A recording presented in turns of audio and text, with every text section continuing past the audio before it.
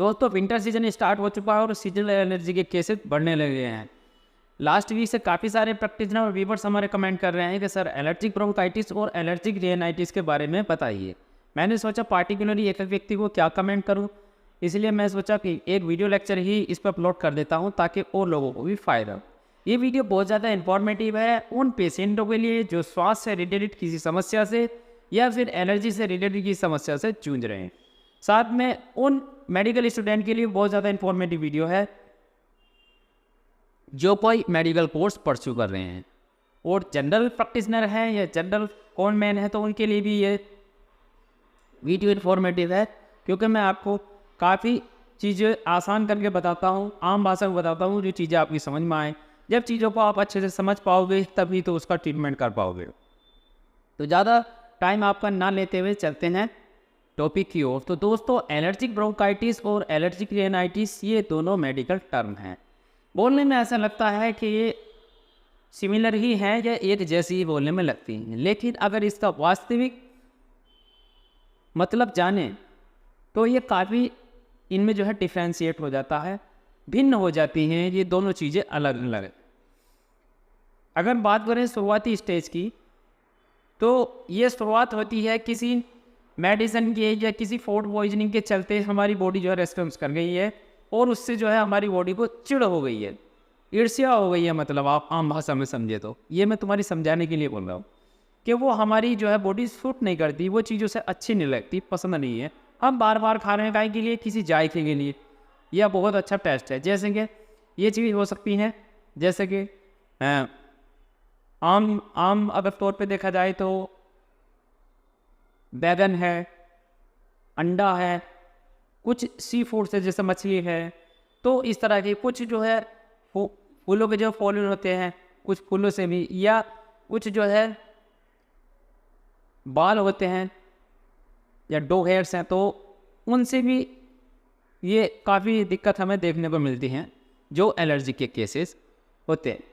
तो उनसे थोड़ा अवॉइड करना चाहिए। अगर एक बार किसी की बॉडी रेस्पॉन्स कर गई उससे तो फिर वो मुझे ऐसा लगता है कि भविष्य में वो उसके प्रति जो है सेंसिटिव ही रहेगी, तो उससे जो है आदमी को थोड़ा परहेज करना चाहिए। मजबूरी एक बात अलग है, लेकिन काफ़ी बचना चाहिए उससे। लेकिन हम करते हैं एंटी हिस्टामाइन ड्रग भी खाली साथ में वो चीज़ को भी इनटेक कर रहे हैं, या उस जगह भी हम जो है खेलकूद बराबर कर रहे हैं जिन चीज़ जहाँ से अभी नुकसान होता है। किसी बगीचे में आप गए या किसी ऐसी धूल मिट्टी में या किसी केमिकल के संपर्क में आ गए तब भी जो है एलर्जी रिएक्शन हो जाती है।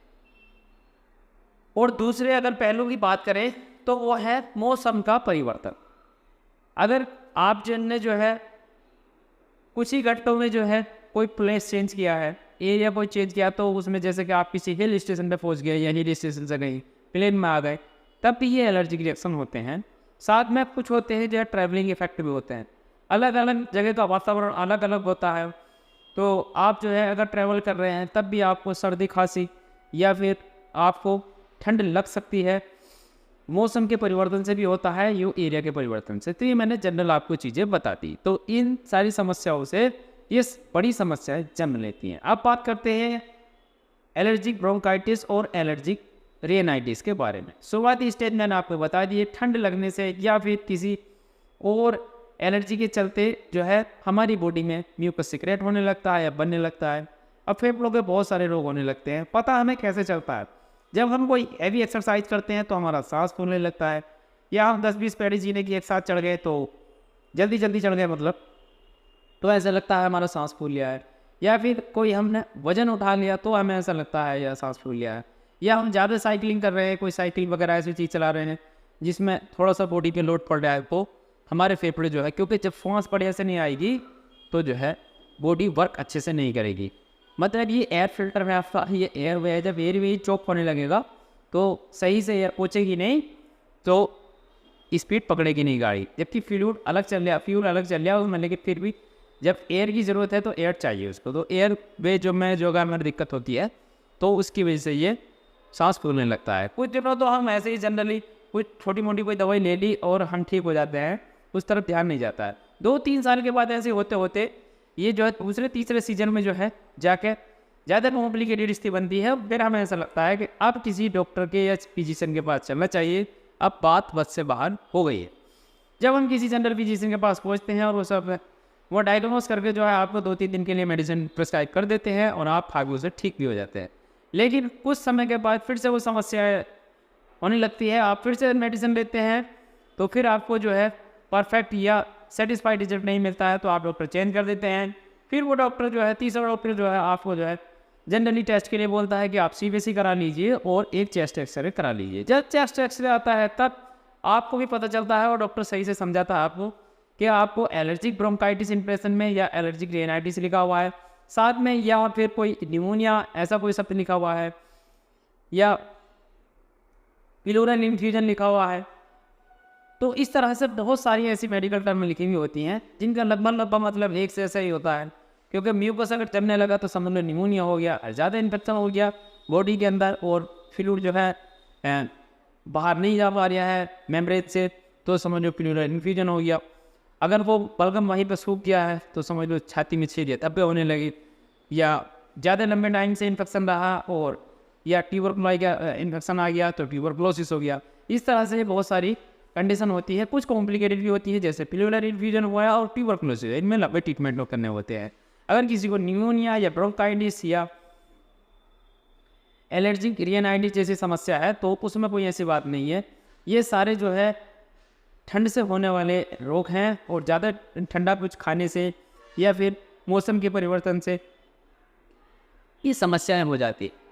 जनरली क्या मेडिसिन है, तो एलोपैथिक में तो लिवोसिट्राजिन या सिट्राजिन वगैरह से काम चल जाता है कुछ दिनों के लिए। अगर आप आयुर्वेदिक में या यूनानी में इसका परमानेंट ट्रीटमेंट लेना चाह रहे हैं तो मैं आपको विदाउट प्रिस्क्रिप्शन वाली मेडिसिन ही बता पाऊँगा यहाँ, क्योंकि अगर मैंने प्रिस्क्रिप्शन वाली बता भी दी आपको तो आप फिर भी ले लेंगे, जो कि सही नहीं है। आप पहले फिर भी मैं ही कहूँगा किसी केमिस्ट, फार्मासिस्ट या नज़दीकी चिकित्सक से आप पहले इसके बारे में पता कर लीजिए क्या डोज रहने वाली है, तो मैं आपको इन्हें जनरल डोज ही बताऊँगा। तो ये ल्यूक्सपिस्तान के नाम से जो है एक जो है माजून आती है, ये यूनानी फॉर्मुलेशन है और हमदर्द कंपनी का जो है मेरे पास ये प्रोडक्ट रखा हुआ है और ये जो है 150 ग्राम के आसपास आता है। कैमरा शायद फोकस कर पा रहा हो तो मैं तुम्हें पिक्चर मेंशन कर दूंगा। ल्यूक्सपिस्तान इसकी ये चटनी टाइप होती है, इसको सुबह सुबह जो है 1 कप गुनगुने पानी में 2 से 3 चम्मच आप जो है इसकी चटनी की डाल लीजिए और उसे अच्छे से डिज़ोल्व कर लीजिए, घोल लीजिए उसे। मीठी होती है टेस्ट में और आप जो है उसे निहार में जो है निगल जाएंगे।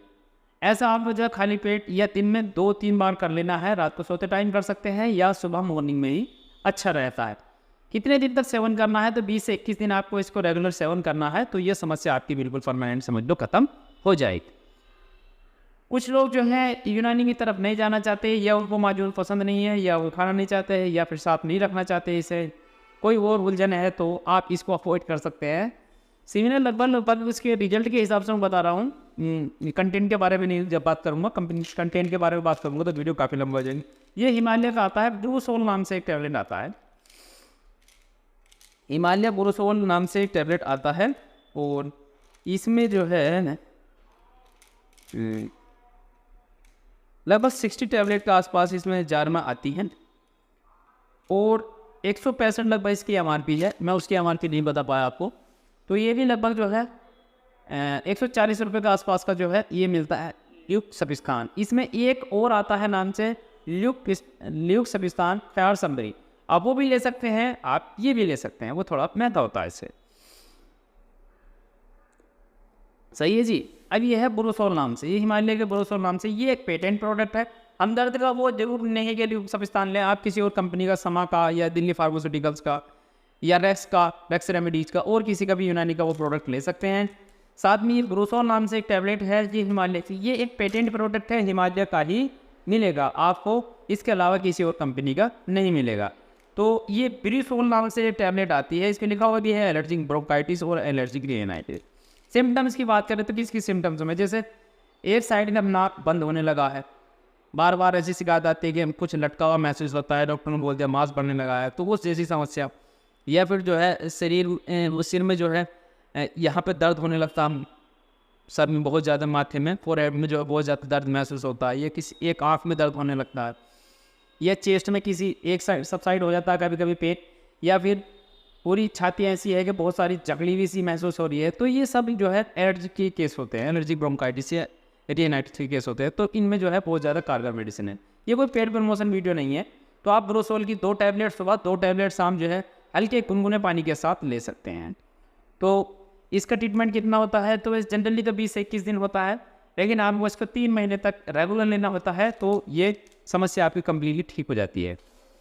इसके साथ अगर कुछ और एडिशनल मेडिसिन की बात करें तो आप तुलसी की टैबलेट ले लीजिए। आयुर्वेदिक की तुलसी के नाम से बहुत सारी कंपनी जो इसको मैन्युफैक्चर करती हैं। हिमालय वेलनेस की भी आती है तुलसी टैबलेट, तो तुलसी टैबलेट आप ले सकते हैं, तो जिसमें आपको जो है बहुत ज़्यादा फ़ायदा होगा। ये दोनों दवाई एक साथ भी ले सकते हैं आप।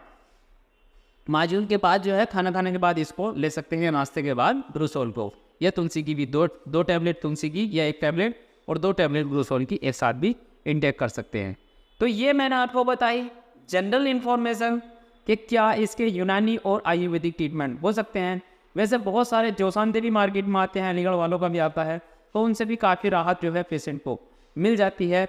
लेकिन अगर मैं बात करूँ इसकी स्पेसिफिक ट्रीटमेंट की, तो अगर ज़्यादा कॉम्प्लिकेटेड स्थिति है तो फिर तो पेशेंट को हायर सेंटर की रेफर करना होता है। उसमें जो है कुछ ब्रोंकोडायलेटर और एंटी हिस्टामाइन कुछ इंजेक्शन देने होते हैं, साथ में कुछ स्टेरॉइड भी, जैसे हार्डिकोर्टिसोन हुआ, प्रेडनिसोलोन हुआ, या फिर जो है बेटामेथासोन हुआ, डेक्सामेथासोन हुआ, इस तरह के कुछ जो है इंजेक्शन पेशेंट को जो है देने होते हैं, कुछ टैबलेट फॉर्म में भी। और क्या है, म्यूकोलिटिक भी कुछ एजेंट या एक्सपेक्टोरेट भी हमें जो है पेशेंट को देने चाहिए, ताकि जल्दी से जल्दी वो बलगम बाहर आ जाए और बिल्कुल एयरवे उसका जो सही हो जाए। कुछ लोग जो कहते हैं, बार बार कमेंट में कर रहे थे, एक पेशेंट जो है बार बार कमेंट बॉक्स में कहते, मेरी जो सांस की नली जो है टेढ़ी बताइए। भाई वो थोड़ा सा लचीलापन तो उसमें होता ही है, लेकिन ज़्यादा ही सबसाइड हो गई है तो वो किसी एक्सीडेंट के चलते या स्वेलिंग के चलते भी कभी कभी हो सकता है। तो आप जो है किसी जो है जनरल प्रैक्टिशनर से आप राय ले सकते हैं उसके बारे में, चाहो तो ये मेडिसिन का प्रयोग कर सकते हैं। उम्मीद करता हूँ दोस्तों आपको एलर्जिक ब्रोंकाइटिस और एलर्जिक रियनाइटिस से रिलेटेड सारी जानकारी आपको मिल गई होंगी। फिर भी अगर कोई जानकारी छूट जाती है तो आप कमेंट बॉक्स में कमेंट कर सकते हैं। दोस्तों ये जानकारी थी ब्रोसोल, ल्यूक्सबिस्तान, तुलसी, इन सारी कॉम्बिनेशन मेडिसिन के बारे में। कैसा लगा दोस्तों वीडियो? तो अगर अच्छा लगा हो तो वीडियो को एक लाइक कर दें, ज़्यादा अच्छा लगा हो तो दोस्तों के साथ शेयर कर दें, चैनल पर नए हो तो सब्सक्राइब कर दें। मैं मिलता हूँ इसी नए वीडियो में नए टॉपिक के साथ, तब तक चैनल को विजिट करते रहे।